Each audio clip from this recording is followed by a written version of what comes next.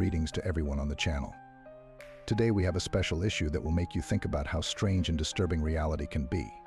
We have collected for you 3 of the most creepy and disturbing stories found on the vastness of Reddit. These stories will open the doors to a world where everyday things can cause real horror. So get comfortable, turn off the lights, and get ready for the most disturbing stories we've ever told. If you like these stories, don't forget to like, subscribe to the channel, and click on the bell so that you don't miss new releases. Story 1: The Night Guest.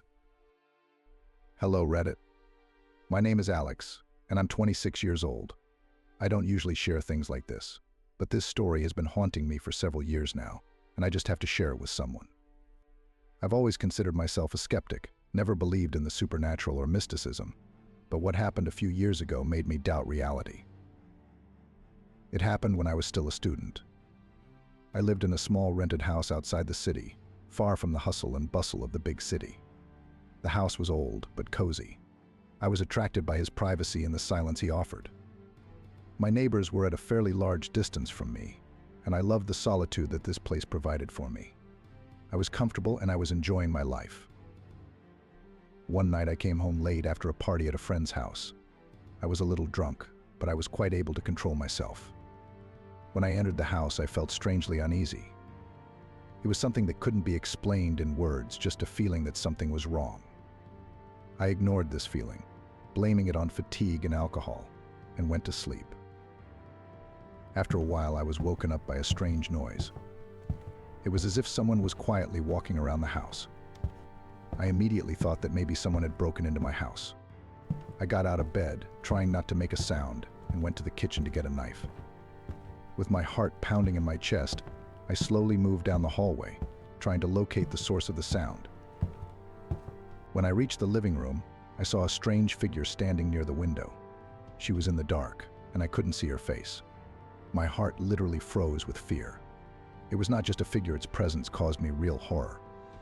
She just stood there, motionless, as if she was waiting for something. I gathered all my courage and screamed, "Who's here?" "What do you need?" But the figure did not move. At that moment I realized that this was not a person. It was too cold in the room, even though all the windows and doors were closed. It was bone-chilling.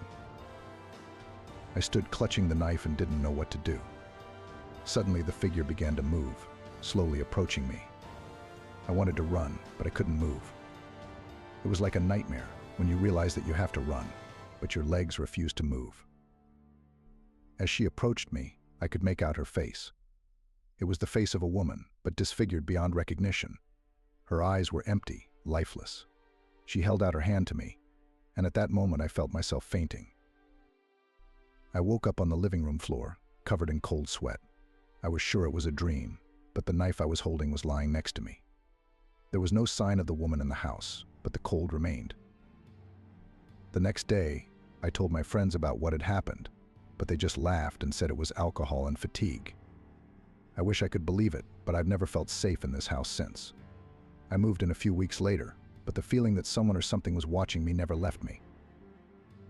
This story made me think about what we actually know about the world around us. Maybe we're not alone, and maybe some things are better left unanswered. Story 2: A Mirror from the Past. Hello Reddit.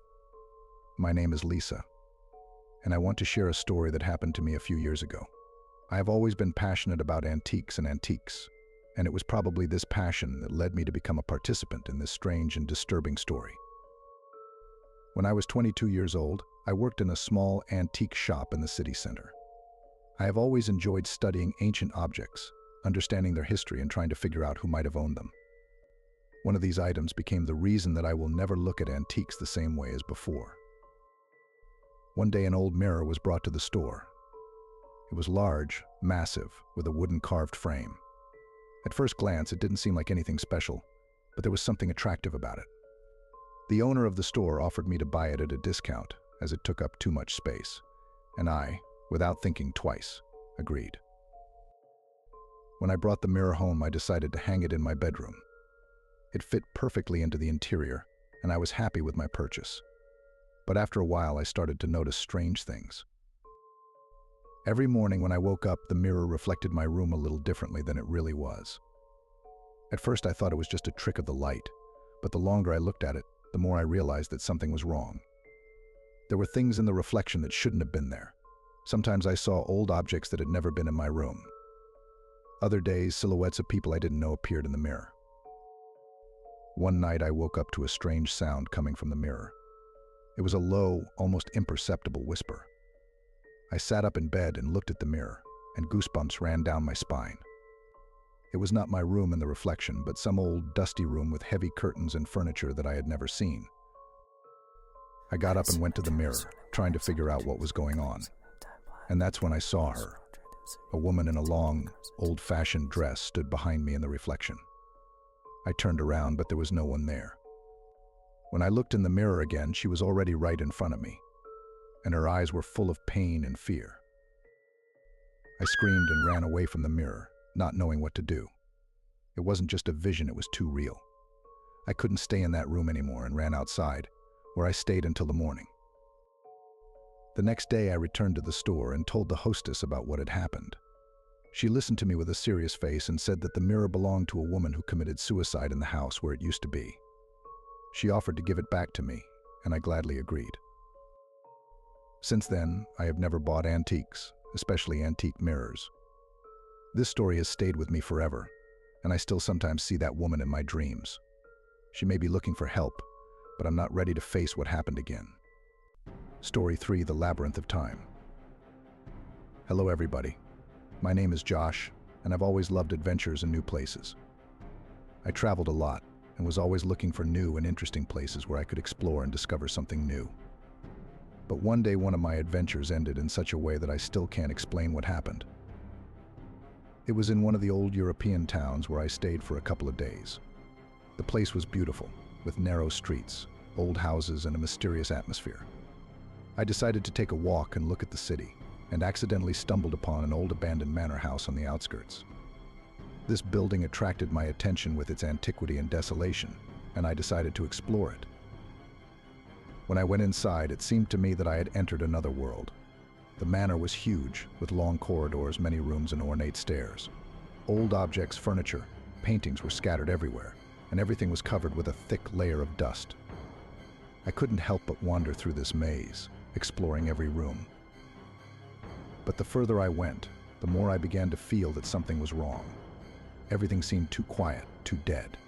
I was trying to get back, but suddenly I realized that I was lost. I couldn't find my way back, no matter how hard I tried. The more I searched for a way out, the more I felt that time was passing differently here. The clock on my watch started to go slower, and then stopped altogether. The feeling of time disappeared, as if I was trapped in this house. Suddenly I heard footsteps behind me. I turned around, but I didn't see anyone. The footsteps were getting closer, and I started to panic.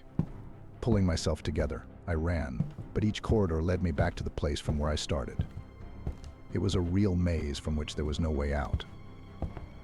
Finally, I found a room with a broken window. When I got out with difficulty, I saw that evening had come, although it seemed that I had spent only a few hours in the manor.